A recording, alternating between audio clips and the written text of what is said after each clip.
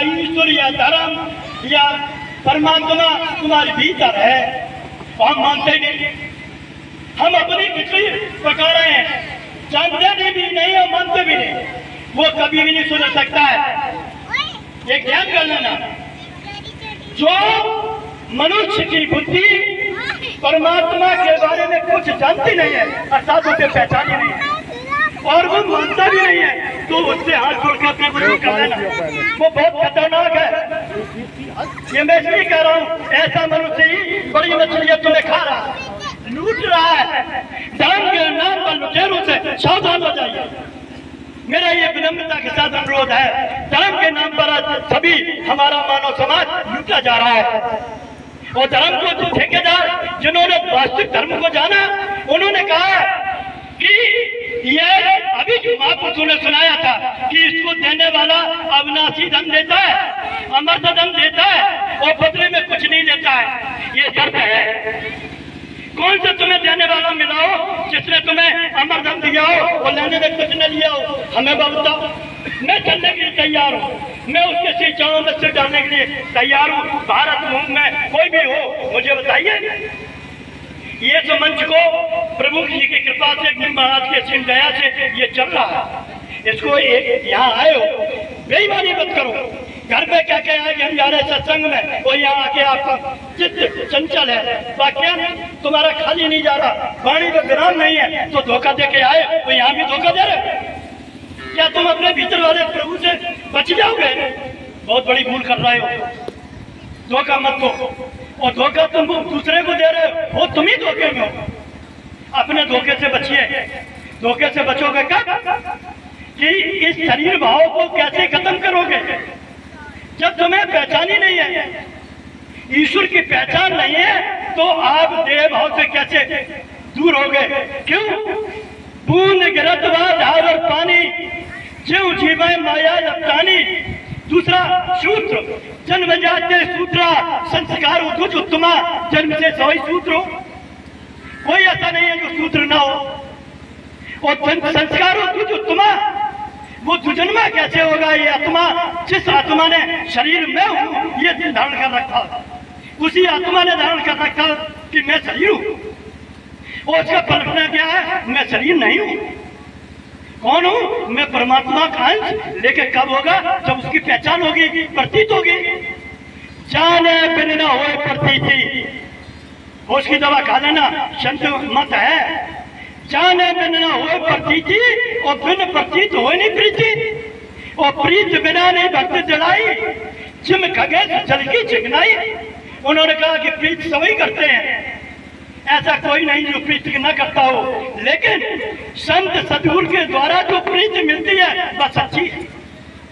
वो प्रीत देता तुम्हें अपने भीतर वाले प्रभु इष्ट, जो इसका इस शरीर का मालिक है, जो शरीर का स्वामी है, उससे जोड़ के प्रीत दे देता है। ये प्रीत करिए, ये सच्ची है। उन्हें तो सब प्रीत झूठी है। पंच तत्वों से निर्मित ये प्रकृति, ये झूठी थी, है और होगी भी। तो हम इसी को सही मान बैठे। क्यों? मैंने शरीर को सही माना है। भूल यहाँ से है, बाहर से नहीं है। जब तक तुम अपने शरीर में सत्य को नहीं जानोगे, सत्य की पहचान नहीं होगी, तब तक आपका सवाल हल नहीं होगा। ये पहली कक्षा है। कहते हैं जहाँ वैज्ञानिकों का अंत है, बुद्धिमानों के बुद्धि का अंत है, वहां से भक्ति की पढ़ाई की शुरुआत है। यहाँ वैसा नहीं है। कहाँ से आपके अंदर कामना पैदा होती है? भरत जी के सामने भरत जी जा रहे थे भरद्वाज जी के आश्रम में, तो उन्होंने भरद्वाज जी से कहा, अरथ न धर्म न काम रुचि, नहीं पद न चाहूं निर्वाण, जन्म जन्म रति राम पद। अब बताइए यह खड़ा किया है, क्या मेरे अंदर ये जिज्ञासा है? अरे ये तो छोड़िए, उसको ये भी जिज्ञासा लेके नहीं आया है कि मैं अपने मोक्ष के लिए जा रहा हूँ। उन्होंने मोक्ष को भी मार के खड़े हैं आगे।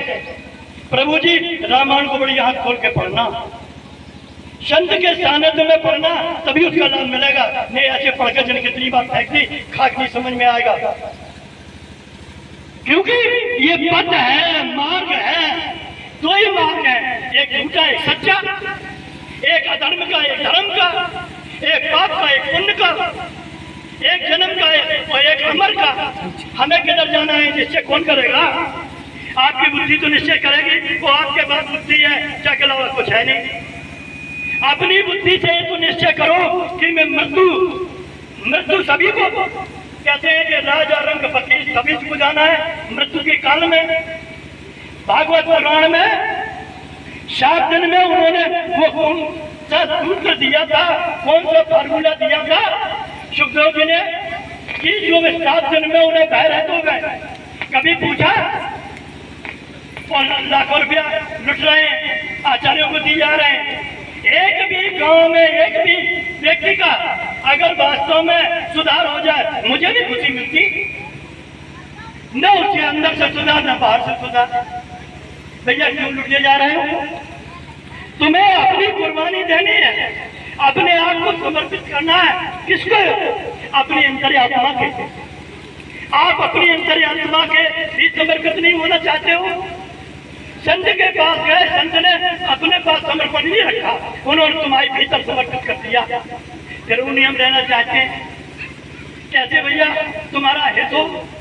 तुम अपना परम हितैषी जो जहाँ तुम्हारे जीवन धार है, जो जीवन का वो साधे हुए हो, एक जीवन का जीवनी शक्ति है, जो हम इसी के अपने अधीन नहीं हो सकते हैं। किसके अधीन होगा? वो चतुर और चालाक है, वो अधोगति में जाएगा, बच नहीं सकता है।